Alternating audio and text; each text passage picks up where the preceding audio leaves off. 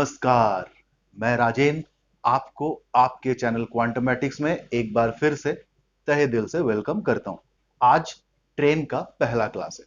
Time and distance में अब अगर आप पीछे मुड़ के जरा गौर करेंगे तो आपको पता चलेगा कि टाइम एंड डिस्टेंस में आप सिर्फ वैसे सवालों को बनाना सीखे हैं जहां पे सिर्फ कोई एक बॉडी मूव कर रहा हो।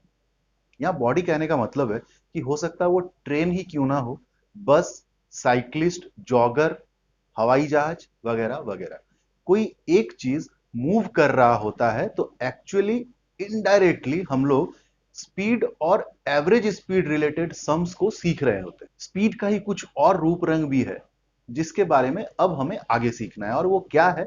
वो है रिलेटिव स्पीड। जहां बात आती है रिलेटिव स्पीड का, तो इसीलिए दो और चैप्टर्स आपको पढ़ने पड़ेंगे, प्रॉब्लम ऑन ट्रेन और बोट एंड स्ट्रीम। क्योंकि अब वो सारे सवाल आप बनाना सीखेंगे जहां पे दो बॉडी मूव कर रही है, दो ट्रेन, दो बसेस, एक ट्रेन एक बसेस वगैरह वगैरह। और मैं ये बोल रहा हूं कि रिलेटिव स्पीड तब लाइट में आता है जब दो कोई बॉडी मूव कर रहा हो। अब जहां दो बॉडी मूव कर रहा है तो दो सिचुएशन हो सकता है आपके सामने। क्या कि दोनों बॉडी सेम डायरेक्शन में चल रही है क्या, या दोनों बॉडी एक दूसरे के ऑपोजिट में चल रही है क्या? इन दोनों सिचुएशन को कंसीडर करते हुए रिलेटिव स्पीड क्या है इसे समझेंगे, और इसके यूटिलाइजेशन, इसके एप्लीकेशन को समझेंगे कि सवालों में हम रिलेटिव स्पीड से किस तरह से फायदा ले सकते हैं। बात समझ में आई? बढ़े आगे। पहले हम आपके सामने वो कॉन्सेप्ट रखते हैं कि रिलेटिव स्पीड को समझे कैसे, ठीक है, या यूं कह लीजिए डिफाइन करें कैसे। मैंने कहा दो सिचुएशन आएगा आपके सामने, तो सबसे पहला सिचुएशन हम उठा करके रखते हैं। अगर दोनों का दोनों बॉडी सेम डायरेक्शन में मूव करी, both are moving in the same direction, तो सिचुएशन को समझो कुछ इस तरह से। मैं ये कहता हूं कि एक ये ट्रेन है जिसका नाम है ट्रेन ए, और ये 30 किलोमीटर पर आवर की स्पीड से चल रहा है, और एक ट्रेन और है जिसका नाम है बी, और इसका स्पीड है भाई 20 किलोमीटर पर आवर। कुछ रिस्ट्रिक्शन हमने अभी फिलहाल रिलेटिव स्पीड को समझने के लिए रखूंगा, बाकी जब सवाल आएंगे बारी बारी से तो वो रिस्ट्रिक्शन नहीं भी हो सकते हैं, ठीक है। अभी मुझे बस फोकस करना है कि हम रिलेटिव स्पीड को डिफाइन कर पाए, समझ पाए। क्या रिस्ट्रिक्शन है? रिस्ट्रिक्शन ये है कि ये दोनों सेम टाइम से चलना शुरू कर रहा है। अगर ये भी 10 बजे शुरू कर रहा है चलना, तो ये भी 10 बजे ही शुरू कर रहा है चलना, और सेम प्लेस से चलना स्टार्ट कर रहा है। क्लियर हो रहा है बात? ये दो रिस्ट्रिक्शन मैं रख रहा हूं।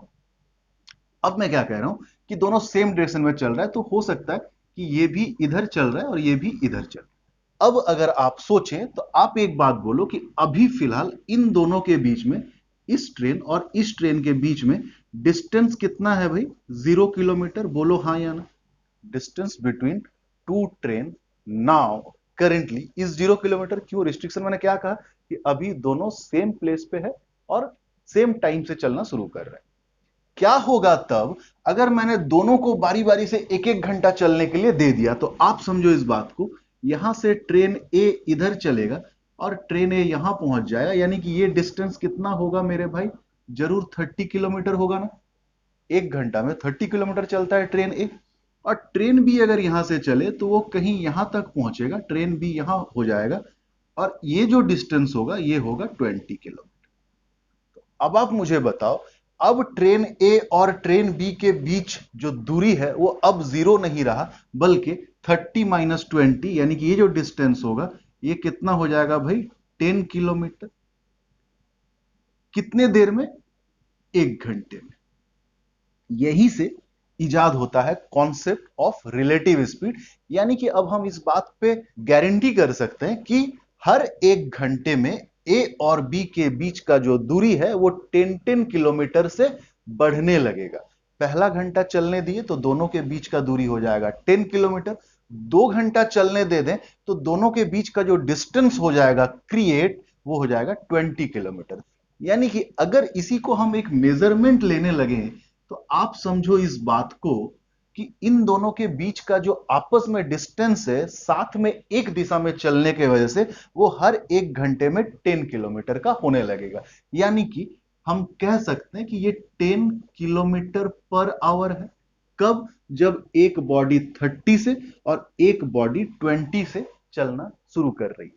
यानी कि यहां पे कुछ लोग एक कॉन्सेप्ट बना लेते हैं कि जब दोनों कोई ट्रेन, मैं यहां बॉडी कह रहा हूं, मैं ट्रेन कहने लगता हूं आपसे, दो ट्रेन सेम डायरेक्शन में चले तो उनके बीच का जो रिलेटिव स्पीड होगा, यही रिलेटिव स्पीड है, और वो रिलेटिव स्पीड दोनों स्पीड का सबट्रैक्शन होगा। अगर एक बॉडी मूव कर रहा है, सपोज करिए 30 किलोमीटर पर आवर, और एक बॉडी मूव कर रहा है 20 किलोमीटर पर आवर, तो इनके बीच का जो रिलेटिव स्पीड होगा मेरे भाई, वो कितना होने लग रहा है? 10 किलोमीटर पर आवर। यानी कि यहां पे कुछ लोग एक कॉन्सेप्ट बना लेते हैं कि दो स्पीड को हम आपस में सबट्रैक्ट कर दें अगर, तो रिलेटिव स्पीड आने लगता है। ठीक है, बेस्ट है, आप समझो इस बात को। मैं धीरे धीरे इस कचड़े को आपका धो दूंगा। ठीक है, ऐसा मानना सही नहीं है, इसलिए मैंने कचरा टर्म कहा। आइए देखते हैं तब कि अगर ये दोनों बॉडी ऑपोजिट डायरेक्शन में मूव करने लगे तो रिलेटिव स्पीड का कैलकुलेशन जो है वो किस दिशा में मोड़ लेगा, किस दिशा में करवट लेगा। ठीक है, बढ़े आगे, चलिए। अब मैंने कहा कि if both are moving in opposite direction, अगर दोनों का दोनों ट्रेन, सपोज करिए एक यहां पे है जिसका नाम मैं दे देता हूं ए, और ये मूव कर रहा है 30 किलोमीटर पर आवर से, एक ट्रेन यहां पे है, ठीक है, सेम जगह, मैंने जैसे कहा सेम जगह और सेम टाइम से मूव करना शुरू कर रहा है, और इसका स्पीड है 20 किलोमीटर पर आवर। बट अब हेडिंग के अकॉर्डिंग हम क्या मान लेते हैं कि अगर ये ट्रेन इधर चल रही है तो ये ट्रेन इधर चलेगी। ठीक है, सेम प्लेस से हो गया ना ऑपोजिट डायरेक्शन। तो हम अभी ये देख लें कि फिलहाल इन दोनों ट्रेन के बीच का आपस में फासला कितना है भाई, तो आप कहोगे 0 किलोमीटर, सेम प्लेस से स्टार्ट कर रहे हैं। तो चलिए 1 घंटा के लिए दोनों को हम चलने दे दें, तो आप बोलो ए यहां से बढ़ करके यहां पहुंच जाएगा, यानी कि ये जो डिस्टेंस होगा मेरे भाई वो 30 किलोमीटर का तय कर चुका होगा ए, और बी यहां से लेकर यहां तक मूव कर चुका होगा, और ये जो डिस्टेंस होगा वो 20 किलोमीटर बी ट्रेवल कर चुका होगा। यानी कि अब ए और बी के बीच का जो दूरी होगा बोलो वो कितना होगा? 50 किलोमीटर होगा इन एवरी 1 आवर। यानी कि 2 घंटा चलने देते तो दोनों आपस में जो फासला क्रिएट हो जाएगा वो 100 किलोमीटर का हो जाएगा। बोलो हाँ या ना? यही रिलेटिव स्पीड है। यानी कि इस केस में हम कह सकते हैं कि अगर एक ट्रेन 30 किलोमीटर पर आवर से चले और एक ट्रेन 20 किलोमीटर पर आवर से चले, तो ऑपोजिट डायरेक्शन में अगर चलेगा तो जो रिलेटिव स्पीड होगा मेरे भाई वो कितना होने लगेगा? तो आप बोलोगे 50 किलोमीटर पर आवर। तो सिमिलरली जैसे यहां पे आपने कॉन्सेप्ट बना रखा था कि सब्ट्रैक्ट करना पड़ता है, तो यहां भी देखो एक कॉन्सेप्ट आप चाहो तो ये बन सकता है कि हम यहां पे दोनों स्पीड को ऐड कर रहे हैं।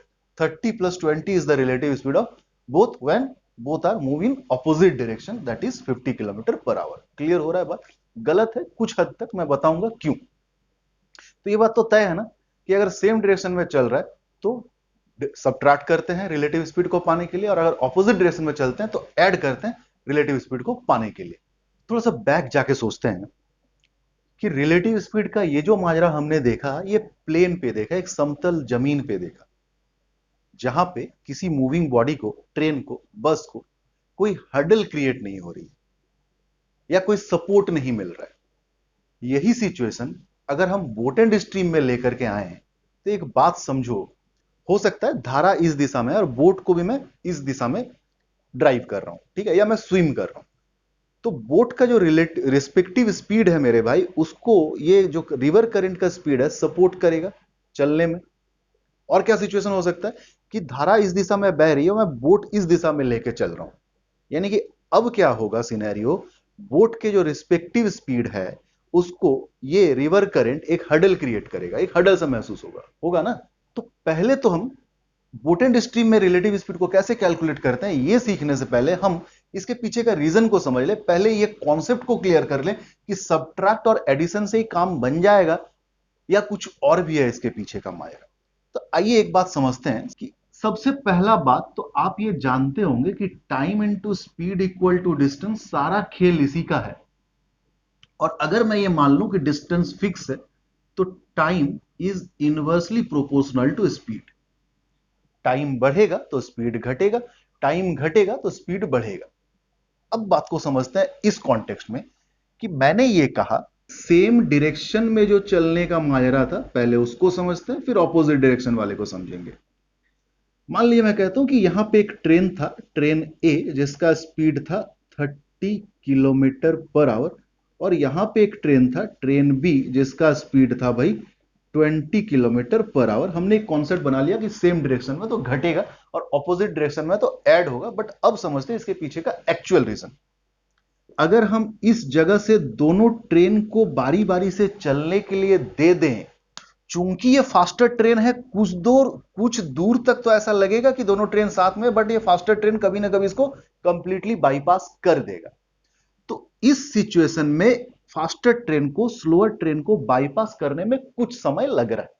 ये जो समय है, इतना समय नहीं लगता, कम समय लगता। कब? जब ये ट्रेन खड़ी होती, यहीं पे स्टिल खड़ी होती, ये स्लोअर ट्रेन को हम चलने ही ना दें, वो जहां है वहीं पे, और फास्टर ट्रेन को हम 1 घंटा 2 घंटा हम चलने देते, तो कुछ देर में ही वो उसको कंप्लीटली बाईपास कर लेगा। तो अब इस बात को समझो, मैं क्या बोलना चाहता हूं कि दोनों चूंकि चल रहा है, तो फास्टर ट्रेन को स्लोअर ट्रेन को बाईपास करने में जो लगने वाला समय है, वो कंपैरेटिवली अब इंक्रीज हो रहा है उस केस के मुकाबले जिस केस में इस ट्रेन को हम चलने ना दें। यानी कि टाइम टेकन जो है बाईपास करने का, वो इंक्रीज हो रहा है मेरे भाई। तो सेम डायरेक्शन में होने के वजह से टाइम टेकन जो है वो इंक्रीज हो रहा है, यानी कि हम कह सकते हैं कि स्पीड जो है उसे डिक्रीज करना है। इसलिए इस केस में जो रिलेटिव स्पीड होगा मेरे भाई, वो घट के आएगा। 30 और 20 को घटाना है, आपस में सब्ट्रैक्ट करना है। 30 - 20 यानी कि 10 किलोमीटर पर आवर, स्पीड का घटा हुआ वर्जन लेना है। क्लियर हो रहा है बात? अब समझ में आया कि हम क्यों घटाते हैं। ये रीजन है, टाइम और स्पीड का रिलेशनशिप वाला मामला। अब देखते हैं कि अगर ऑपोजिट डायरेक्शन में होता है। ठीक है, अब मैं ये देखना चाहता हूं कि अगर ऑपोजिट डायरेक्शन में, तो कुछ बातों को मैं अपने सहूलियत के लिए, मतलब आपके सहूलियत के लिए बदल देता हूं। अब मैं मानता हूं कि ये कोई दिल्ली स्टेशन है और ये कोई पटना स्टेशन है। यहां पे एक ट्रेन खड़ी है, ट्रेन ए, जिसका स्पीड है 30 किलोमीटर पर आवर, वो इस डायरेक्शन में चल रहा है। और यहां पे एक ट्रेन है, train B, 20 kilometer per hour के स्पीड से इस डायरेक्शन में चल रहा है। क्लियर हो रहा है बात? सेम समय पे चलना स्टार्ट कर रहे हैं। अब मैं आपसे एक चीज पूछ रहा हूं कि अगर ये दोनों ट्रेन चलने लगे, तो कहीं ना कहीं तो मीट करेगा ना भाई। सपोज करिए यहां मीट करेगा, तो इन दोनों को साथ में चलने की वजह से एक फायदा क्या होगा, ये जो मीट करेगा, ये मीटिंग टाइम घटने लगेगा, जल्दी मीट करेगा। बजाय उसके कि एक कॉन्टेक्स्ट में ये पकड़ लूं कि इस ट्रेन को या इस ट्रेन को मैं वहीं पे रोक दूं, ये ट्रेन चले ही ना, इसी ट्रेन को पूरा कवर करने के बाद डिस्टेंस यहां पे चल करके इसको मिलना पड़े, तो ये टाइम टेकन ज्यादा होगा। बल्कि अब अगर ये सोच रहा हूं कि दोनों ट्रेन साथ में चलने लगे, तो जो मीटिंग टाइम है वो टाइम टेकन डिक्रीज होने लगेगा। आई होप आप बात को समझ रहे हैं मैं क्या बोलना चाहता हूं। क्या हो रहा है, आप क्या समझ रहे हो कि टाइम टेकन जो है वो डिक्रीज होने लग रहा है, मीटिंग का टाइम टेकन या बाईपास कर जाने का टाइम टेकन। यानी कि क्या, जो स्पीड हो रहा है भाई, वो जरूर इंक्रीज हो रहा है। इसीलिए स्पीड का बढ़ा हुआ वर्जन लेना है, इंक्रीज वर्जन लेना है। तो 30 + 20 यानी कि यहां पे जो रिलेटिव स्पीड होगा भाई, वो 50 किलोमीटर पर आवर होगा। अब आप कभी ना ये कहिए कि ऐड करते हैं या सबट्रैक्ट करते हैं, कि अगर रिलेटिव स्पीड निकालना है तो सेम डायरेक्शन में सबट्रैक्ट और ऑपोजिट डायरेक्शन में ऐड, क्योंकि जहां हम आ जाएंगे अब बोटेंड स्ट्रीम के कॉन्टेक्स्ट में, तो ये उल्टा होने लगेगा। कौन सा कॉन्सेप्ट काम आएगा? ये कॉन्सेप्ट काम आएगा जो टाइम और स्पीड का रिलेशनशिप को मैंने सिखाया आपको। क्लियर हो रहा है बात? अब बढ़ते हैं आगे कि बोट एंड स्ट्रीम में रिलेटिव स्पीड को कैलकुलेट कैसे करते हैं। क्लियर? चलिए बढ़े आगे। पहला केस था प्लेन में, दूसरा केस मैंने लिखा कि relative speed in case of boat and stream या रिवर करंट या स्ट्रीम। समझो इस बात को, पहला पॉइंट में ये लिखता हूं। पहला केस है क्या कि if boat and stream flows in the same direction respectively, इसका। अब मैं ये मान लेता हूं कि बोट का स्पीड है, सपोज करिए 30 किलोमीटर पर आवर, और स्ट्रीम, पानी जो बह रहा है, पानी के अपने बहाव का जो स्पीड है वो 10 किलोमीटर पर आवर है, सपोज करिए। ये मैंने मान लिया। अब आप समझो इस बात को, मैंने क्या कहा कि आपको सेम डायरेक्शन या ऑपोजिट डायरेक्शन देख के नहीं सोचना चाहिए था। आपको क्या सोचना चाहिए, बात को समझो कि आप देख रहे हैं कि ये स्ट्रीम है जिसका स्पीड है 10 किलोमीटर पर आवर। स्ट्रीम जिस दिशा में बह रहा है, बोट भी उसी दिशा में बह रहा है। किस स्पीड के साथ? तो मैंने लिखा है 30 किलोमीटर पर आवर के साथ। सिचुएशन को आप देख के समझ पा रहे होगे कि बोट नदी के इस पार से इस पार में एज यूजुअल अगर पानी नहीं बह रहा होता, पानी स्टिल होता, उस केस के मुकाबले अब कम समय ले रहा होगा। बोलो हाँ या ना, क्योंकि पानी इसको फोर्स कर रहा है। क्लियर हो रहा है बात? यानी कि इस केस में क्या हो रहा है भाई, टाइम टेकन जो है वो डिक्रीज हो रहा है, यानी कि स्पीड क्या होगा, इंक्रीज होगा। तो जब जब स्पीड इंक्रीमेंट आप देखे थे तो रिलेटिव स्पीड जो है वो जोड़ करके निकलेगा। तो यहां पे रिलेटिव स्पीड क्या होगा बताओ? तो आप कहोगे रिलेटिव स्पीड जोड़ करके मिलेगा, तो 30 प्लस 10 यानी कि 40 किलोमीटर पर आवर। तो आपने यहां पे क्या देखा कि सेम डायरेक्शन ही तो था, बट क्या करने से मिला? ऐड करने पे मिला। मगर इसके पहले वाले केस में आप देखो, सेम डायरेक्शन था तो सब्ट्रैक्ट करने पे रिलेटिव स्पीड मिलता था। हो गया ना कॉन्फ्लिक्ट? इसलिए मैंने कहा था कि उस कॉन्सेप्ट के थ्रू नहीं जाना चाहिए आपको। टाइम और स्पीड का जो आपस का रिलेशनशिप है उस कॉन्सेप्ट के थ्रू जाना चाहिए, तो आप गलती नहीं करोगे, ना सोचोगे ना बोलोगे। क्लियर हो रहा है बात? बढ़ते हैं आगे तब जब बोट और स्ट्रीम ऑपोजिट डायरेक्शन में चल रहे हो। ठीक है? और बोट का और स्ट्रीम का मैं स्पीड वही रखता हूं, बस मैंने हेडिंग चेंज कर दिया, माजरा चेंज कर दिया कि if boat and stream flows in opposite direction. समझो इस बात को कि बोट इधर बह रही है, ये बोट है, स्पीड है 30 किलोमीटर पर आवर, और पानी का धारा इस तरह है, स्ट्रीम है 10 किलोमीटर पर आवर। अब सोचो कि बोट को नदी के इस छोर से इस छोर में आने में जो टाइम लगेगा भाई, वो टाइम इंक्रीज हो रहा होगा। किस मुकाबले में? अगर ये पानी नहीं बह रही होती, पानी स्थिर होता। क्लियर हो रहा है बात? क्योंकि इसको एक हर्डल क्रिएट कर रहा है ये स्ट्रीम, रिवर करेंट। तो आपने क्या देखा कि टाइम टेकन इंक्रीज हो रहा है। आपने देखा कि अब वाले केस में टाइम टेकन जो है वो इंक्रीज हो रहा है, यानी कि स्पीड जो है वो डिक्रीज हो रहा होगा। और ये रिलेटिव स्पीड को इंटरप्रेट करता है, यानी कि रिलेटिव स्पीड इस केस में क्या होगा मेरे भाई? इस केस में आपको स्पीड को डिक्रीज करना है, तो स्पीड है बोट का 30 और स्ट्रीम का 10, यानी कि 30 माइनस 10 यानी कि 20 किलोमीटर पर आवर। तो आपने क्या देखा, अब जब ऑपोजिट डायरेक्शन है तो कैसे मिल रहा है आपको रिलेटिव स्पीड? तो आप कहोगे सब्ट्रैक्ट करने पे मिल रहा है। जबकि इसके पहले वाले केस में जब ऑपोजिट डायरेक्शन हुआ करता था तो हमें ऐड करने पे मिलता था, इसलिए मैंने इसको काट दिया। इस कॉन्सेप्ट के थ्रू आप ना चलो तो ज्यादा अच्छा है। क्लियर हो रहा है बात? ये कॉन्सेप्ट जो है बोट एंड स्ट्रीम का, ये इसके बाद वाले चैप्टर में काम आएगा, बोट एंड स्ट्रीम, तो तब मुझे ये पढ़ाना नहीं पड़ेगा, आप एडवांस से ये जान गए इस कॉन्सेप्ट के थ्रू, रिलेटिव स्पीड के थ्रू। अब देखते हैं कि ट्रेन में कैसे कैसे सवाल बनते हैं। ठीक है? सारा चिट्ठा मैं आपके सामने रखूंगा। आते हैं, अब क्या रह गया आज बताना, ये बताना है मुझे कि भाई आखिर इस रिलेटिव स्पीड का एप्लीकेशन हम कैसे करें सवालों में। तो एक या दो सवाल रखते हैं, उसका एप्लीकेशन को बताते हैं, तो आज का क्लास खत्म है। ठीक है? चलिए बढ़े आगे। आज के क्लास का पहला सवाल, just to understand the application of relative speed in problem of trains related sums. मैं लैंग्वेज में लिख नहीं रहा हूं सवाल को, मैं समझा रहा हूं, एक बात समझो। ये कोई स्टेशन है और ये कोई स्टेशन है, और बीच में एक इंटरमीडिएट स्टेशन है जहां पे एक ट्रेन खड़ा है, ट्रेन ए, और ओरिजिन पे एक ट्रेन खड़ा है, ट्रेन बी। इस स्टेशन से इस स्टेशन के बीच का दूरी सपोज करिए दिया हुआ है 40 किलोमीटर।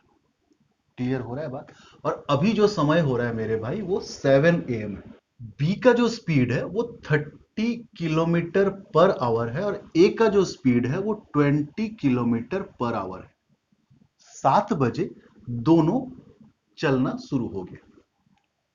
इस स्टेशन से ए इस दिशा में चल रहा है और इस स्टेशन से बी उस दिशा में चल रहा है। दोनों ट्रेन 7 बजे स्टार्ट कर रही है। अब मैं चाहता हूं कि सवाल क्या है इसमें। पहला सवाल,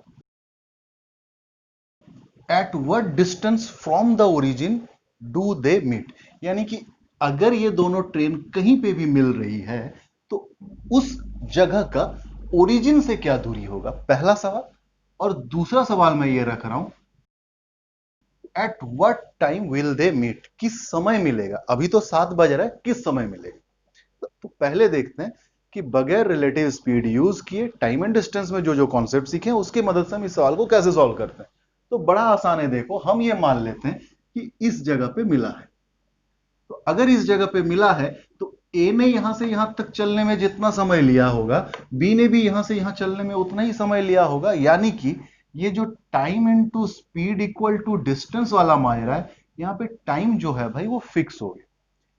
यानी कि स्पीड का जो रेशियो होगा वही डिस्टेंस का रेशियो होगा। तो आइए समझते हैं कि ट्रेन ए का स्पीड और ट्रेन बी का स्पीड का रेशियो क्या है मेरे भाई। तो आप कहेंगे 20:30, यानी कि 2:3। That means distance travel by train A is to distance travel by train B is also 2:3। क्या इंटरप्रिटेशन है इसका कि ए अगर 2 यूनिट डिस्टेंस चला है, यानी कि यहां से यहां तक अगर यहां पे मीट किया, तो ये डिस्टेंस अगर 2 यूनिट है मेरे भाई, तो बी ने 3 यूनिट डिस्टेंस चला है, यानी कि यहां से यहां तक का जो यूनिट में डिस्टेंस है वो हमें पता चल रहा है 3 यूनिट। तो अगर मिलने तक ये 3 यूनिट और ये 2 यूनिट, तो जरूर ये जो डिस्टेंस होगा ये 1 यूनिट का होगा। आपको एक बात समझ में आई कि ये जो 1 यूनिट है मेरे भाई, यही तो 40 किलोमीटर है अकॉर्डिंग टू द क्वेश्चन। तो कहां मिला, सबसे पहला सवाल किस दूरी पे मिला। तो आप बोलो 3 यूनिट डिस्टेंस पे मिला है, तो हम फटाफट से निकाल लेंगे कि 3 यूनिट का वैल्यू कितना। तो अगर 1 unit 40, that means 3 unit is 120 kilometre. तो पहला सवाल का आंसर हमारे पास आ गया, दैट इज 120 किलोमीटर। अब दूसरा सवाल कह रहा है किस समय पे मिला है। तो आप इस समय को निकालो ना कि यहां से यहां तक आपका 120 किलोमीटर, या आप ये भी निकाल सकते हो कि यहां से यहां तक 2 यूनिट। तो अगर 1 यूनिट 40, तो 2 यूनिट इज जरूर 80 किलोमीटर। तो आप ट्रेन ए के थ्रू भी निकाल सकते हैं और ट्रेन बी के थ्रू भी निकाल सकते हैं कि किस समय मिला, क्योंकि अभी फिलहाल 7 बज रहा था, दोनों जब मिल गया तो किस समय मिला। तो ट्रेन ए चला है 80 किलोमीटर, स्पीड है 20 किलोमीटर पर आवर, यानी कि टाइम कितना लिया होगा 4 आवर। या आप यूं देखो कि ट्रेन बी चला है 120 किलोमीटर, स्पीड क्या है 30 किलोमीटर पर आवर, यानी कि अगेन कितना लिया होगा 4 आवर। तो कहने का मतलब इसी को तो लेके हम लोग आगे बढ़े थे कि time taken is fix, time taken is 4 hour. दोनों 4-4 घंटा चलने के बाद मिला है। तो किस समय मिला होगा 7 AM के 4 घंटे बाद, यानी कि 11 AM में। तो इस सवाल का भी आंसर आ गया। अभी हमने क्या किया, रिलेटिव स्पीड का इस्तेमाल नहीं किया। अब अगर हम रिलेटिव स्पीड यूज करके इस सवाल को बनाएं, क्योंकि यही हमारा टास्क था कि रिलेटिव स्पीड के एप्लीकेशन को समझें, तो आओ समझते हैं। मैं पहले इन चीजों को डिलीट कर देता हूं, ठीक है। सबसे पहले समझते हैं कि अगर एक ट्रेन 20 किलोमीटर पर आवर से और एक ट्रेन 30 किलोमीटर पर आवर से सेम डायरेक्शन में चल रहा है मेरे भाई, तो जो रिलेटिव स्पीड होगा वो क्या होगा। तो आप कहोगे 30 - 20, यानी कि 10 किलोमीटर पर आवर। और क्या मतलब होता है रिलेटिव स्पीड का, कि प्रति 1 घंटे में इन दोनों के बीच का जो दूरी है वो 10 किलोमीटर से घटने लगेगा। अभी कितना डिस्टेंस है 40 किलोमीटर। ये 1 घंटा चलेगा तो 20 किलोमीटर जाएगा, ये 1 घंटा चलेगा तो 30 किलोमीटर जाएगा। तो ए और बी का जो दूरी है, ये दूरी अभी जो फिलहाल 40 है, वो 10 किलोमीटर से डिक्रीज होने लगेगा। नहीं आया बात समझ में, आओ समझाते हैं। सिचुएशन कुछ ऐसा है कि यहाँ पे ए है, फिलहाल ये डिस्टेंस जो है वो 40 किलोमीटर का है, और यहाँ पे बी है, ठीक है। आप इसलिए कंफ्यूज हो सकते हो कि आपने कहा सर अभी रिलेटिव स्पीड समझाने के क्रम में कि 1 घंटे में 10 किलोमीटर डिस्टेंस बनने लगेगा, अब आप कह रहे हो घटने लगेगा। तो दोनों बातें सेम है मेरे भाई, आओ समझते हैं। ए का स्पीड है 20 किलोमीटर पर आवर, यानी कि ए यहां पे पहुंच चुका होगा, यहां से यहां तक का दूरी 20 किलोमीटर, यानी कि ये जो टोटल दूरी होगा वो 60 किलोमीटर का बन जाएगा। बोलो हाँ या ना, क्लियर हो रहा है बात। और बी अब यहां नहीं होगा, बी 1 घंटे में 30 किलोमीटर, यानी कि यहां से यहां तक चल चुका होगा, और ये दूरी होगी 30 किलोमीटर। तो आप इस बात को समझो कि ए वहां खड़ा है जो ओरिजिन से 60 किलोमीटर दूरी में है, और बी वहां खड़ा है जो ओरिजिन से 30 किलोमीटर दूरी में है। तो ए और बी के बीच अब जो दूरी होगी वो 60 - 30, यानी कि 30 किलोमीटर की होगी। तो मैं यही समझाने का कोशिश कर रहा था कि रिलेटिव स्पीड ये 10 किलोमीटर पर आवर होने का मतलब यही है कि हर 1 घंटे में अब मैं ये कहूंगा कि ए और बी के बीच का जो दूरी है वो 10 किलोमीटर से रिड्यूस होने लगेगा। अब क्लियर हो रहा है बात। पहले 40 किलोमीटर दूरी था, अब 30 किलोमीटर दूरी होगा। अब समझ में आ रहा है बात, बढ़े आगे बढ़ सकते हैं, चलिए। तो हम यहां तक पहुंच चुके थे कि ए और बी के बीच का जो अभी 40 किलोमीटर का डिस्टेंस है, फिलहाल वो हर घंटे 10 किलोमीटर से डिक्रीज होने लगेगा। अगर मैं चाहता हूं कि दोनों ट्रेन एक जगह कहीं पे मिले, यानी कि ए भी यहीं पे आ जाए और बी भी यहीं पे आ जाए, तो समझो इस बात को कि ए और बी के बीच के दूरी को कितना होना पड़ेगा, 0 किलोमीटर। यानी कि अभी फिलहाल जो 40 किलोमीटर का डिस्टेंस है, 40 किलोमीटर का डिस्टेंस है, इसे खत्म होना पड़ेगा, जीरो होना पड़ेगा। तो आप देखो कि 10 किलोमीटर से डिस्टेंस को, अब डिस्टेंस को 10 किलोमीटर से रिड्यूस करने के लिए, घटाने के लिए आपको कितना समय देना पड़ेगा दोनों को चलने के लिए, 1 घंटा। और अगर मैं कहूं ये 40 किलोमीटर के डिस्टेंस को खत्म करना है, तो 10 किलोमीटर के लिए अगर 1 घंटा, तो 40 किलोमीटर के लिए 4 घंटा। बात समझ में आ रही है? यानी कि 4 घंटे बाद ऐसा होगा कि 40 किलोमीटर डिस्टेंस है वो घटते घटते घटते घटते खत्म हो जाएगा, जीरो हो जाएगा, यानी कि दोनों मिल जाएगा। तो कितना देर बाद मिलेगा? 4 घंटे बाद। बज कितना रहा था इनिशियली? 7 AM। तो 7 AM plus 4 hour, that is 11 AM। Clear हो रहा है बात? अब बढ़ते हैं कि वो दूरी कितना होगा। तो आप कहीं से भी निकाल सकते हो। आपने समझ लिया ये बात कि 4 घंटा चलने के बाद मिलेगा। तो ए अगर 4 घंटा चले तो यहां से यहां तक यानी कि 80 किलोमीटर चल चुका होगा, तब जाके मिलेगा। ओरिजिन से डिस्टेंस पूछा है तो यहां से यहां तक 40 plus 80, 80 plus 40 is your 120 kilometre. या आप चाहें तो डायरेक्ट बी का निकालिए। बी 4 घंटा चलने के बाद यहां पहुंचा है और मिला है ए से, तो ये अगर 4 घंटा चलेगा तो 30 किलोमीटर पर आवर की स्पीड से 4 घंटा चलेगा, दैट इज अगेन 120 किलोमीटर। तो यही है खूबसूरती कि अगर आप रिलेटिव स्पीड को अप्लाई करना सीख जाएंगे तो मुझे लगता है सवालों को एक और तरीका मिल जाएगा। ठीक है, और आप भी थोड़ा सा फ्रीडम महसूस करेंगे। क्लियर हो रहा है बात? एक सवाल और रखते हैं और आज के क्लास को खत्म करते हैं। ठीक है, तो सेकंड सवाल को भी मैंने इस तरह से रखा है। देखो, ये एक स्टेशन है और ये एक स्टेशन, दोनों स्टेशन के बीच का दूरी कितना है भाई? 100 किलोमीटर। इस स्टेशन से एक ट्रेन खुलती है ए, जिसका स्पीड है 30 किलोमीटर पर आवर। इस स्टेशन से एक ट्रेन खुलती है बी, जिसका स्पीड है 20 किलोमीटर पर आवर। कितने बजे चलना शुरू होता है दोनों? Simultaneously 7 AM। सवाल क्या क्या है? At what time will they meet, कितने बजे मिलेंगे, ठीक है। और at what distance from origin, अभी मैंने ओरिजिन लिखा है और मैं ओरिजिन इसी स्टेशन को मानता हूं। ठीक है, आप कंफ्यूज मत होना। स्टेशन का नाम दे दिया जाएगा दिल्ली, ये पटना, और आपसे पूछेगा दिल्ली से कितना दूरी बाद मिलेगा, पटना से कितना दूरी बाद मिलेगा। तो कंफ्यूजन का कोई पॉइंट नहीं है। क्लियर? बढ़े आगे। तो पहले मेरा अप्रोच वही रहेगा कि without using relative speed, time and distance में जो हमने कॉन्सेप्ट सीखा था उसके थ्रू कैसे बनाएंगे। आप समझो इस बात को कि ये कहीं भी मिला होगा, इस जगह पे सपोज करिए, टाइम टेकन दोनों के चलने का तो सेम होगा। अगर टाइम टेकन सेम होगा तो स्पीड का जो रेशियो होगा ट्रेन ए और बी का, वही रेशियो होगा distance travel by train A और distance travel by train B. बोलो हाँ या ना? स्पीड का रेशियो क्या है? 30:20, यानी कि 3:2। तो distance travel by A and B are respectively in the ratio 3:2। यानी कि यहां से यहां तक मेरे भाई ये 3 यूनिट दूरी है, और यहां से यहां तक ये जो दूरी है ये 2 यूनिट का होगा। तो आप देख पा रहे हैं कि 3 + 2 यानी कि 5 यूनिट जो है वो 100 किलोमीटर के बराबर है। तो 1 यूनिट कितना होगा? तो 20 किलोमीटर के बराबर। 1 यूनिट अगर 20 किलोमीटर, तो ट्रेन एक कितना दूर चलने के बाद मिला है? 3 यूनिट, यानी कि 60 किलोमीटर। या आप यूं समझ ले, ट्रेन बी कितना दूर चलना पड़ा? 2 यूनिट, यानी कि 40 किलोमीटर। अगर मैंने ओरिजिन इसको माना है तो यहां अगर मिला है तो वो दूरी होगा कितना? 60 किलोमीटर। आ रही है बात समझ में? अब एक सवाल क्या और रह गया कि किस समय मिला है। तो आप समझो इस बात को, 60 किलोमीटर चलने के बाद ट्रेन ए मिला है, या आप यहां से भी निकाल सकते हो कि 40 किलोमीटर चलने के बाद ट्रेन बी मिला है। तो in any way 60 kilometre 30 kilometre per hour के स्पीड से चलेगा तो टाइम कितना लेगा भाई? तो आप बोलोगे 2 आवर। या आप ये देख लो कि 40 किलोमीटर 20 किलोमीटर पर आवर के स्पीड से चला है तो टाइम कितना लेगा? 2 आवर। मैं अगेन ये बात दोहरा रहा हूं, ये जो दोनों दो दो घंटा चला है तभी तो हम इस कॉन्सेप्ट को यूज कर पाए, क्योंकि टाइम टेकन सेम होना चाहिए था।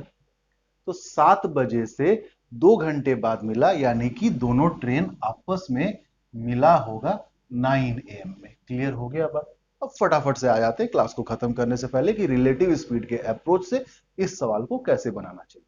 क्लियर? बढ़े आगे। चलिए, अब आप देखो, मैंने ये कहा कि ए और बी चूंकि दोनों ऑपोजिट डायरेक्शन में चल रहा है, तो इन दोनों के बीच का आपस में रिलेटिव स्पीड जो होगा वो क्या होगा मेरे भाई? Relative speed of A with respect to B, ऐसे करके बोला जाता है, और वो होगा 50 kilometer per our. Relative speed 50 kilometer per our होने का क्या इंटरप्रिटेशन है कि दोनों के बीच प्रति घंटा जो डिस्टेंस होगा वो 50 किलोमीटर से कम होने लगेगा। अब मुझे नहीं लगता कि इस लैंग्वेज से अब आपको कोई परेशानी होगी, क्योंकि इसके पीछे का रीजन मैंने इसके पहले वाले सवाल में समझा दिया। यानी कि ये दोनों हर एक घंटे में आपस में 50 किलोमीटर का दूरी को कम कर पा रहा होगा, 50 किलोमीटर से नजदीक आ पा रहा होगा। बट एक बात बताओ, दोनों को मिलने के लिए कितना किलोमीटर का दूरी को खत्म करना है? 100 किलोमीटर की दूरी को। तो अगर आप देखोगे कि 50 किलोमीटर की दूरी को खत्म करने के लिए 1 घंटा चलना पड़ रहा है, तो 100 किलोमीटर की दूरी को खत्म करने के लिए 2 घंटा चलना पड़ेगा। यानी कि ट्रेन ए भी 2 घंटा चलेगा और ट्रेन बी भी 2 घंटा चलेगा। 7 बजे के बाद, 7 AM के बाद 2 घंटा और चल के मिलेगा, यानी कि 9 AM में मिलेगा। पहला बात क्लियर हो गया। अब रहा बात डिस्टेंस का, तो 2 घंटा चलने दे अगर 30 किलोमीटर पर आवर वाले को, तो ये चल चुका होगा कितना? 60 किलोमीटर। तो this is the answer of the second question. I think कि ओरिजिन अगर इसे माना जाए तो ओरिजिन से कितना दूरी में मिला है भाई? तो 60 किलोमीटर। और अगर आप अल्टरनेटिवली देखना चाहें यहां से कितना दूर, तो ये तो काफी सारा तरीका है। 100 - 40 that is 100 - 60 that is 40 kilometre. या आप यूं कह लो कि 2 घंटा तो ये भी चला है, तो 20 किलोमीटर पर आवर के स्पीड से 2 घंटा चल लगा तो वो 40 किलोमीटर चल चुका होगा। क्लियर हो रहा है बात? अब आते हैं फटाफट से ट्रेन का पार्ट 2 लेकर के, जिसपे सबसे पहले हम लोग डिस्कस करेंगे कि किस किस वैरायटी के सवाल ट्रेन में आते हैं, और उन सारे वैरायटीज को one by one part wise हम क्लासेस के तरह ही आपके सामने रखते चले जाएंगे। ठीक है, खूब मजा आएगा, खूब अच्छे से सीखेंगे आप। तो आज के लिए इतना ही, मिलते हैं बहुत जल्द इसके नेक्स्ट पार्ट में। तब तक के लिए टाटा, टेक केयर गाइस।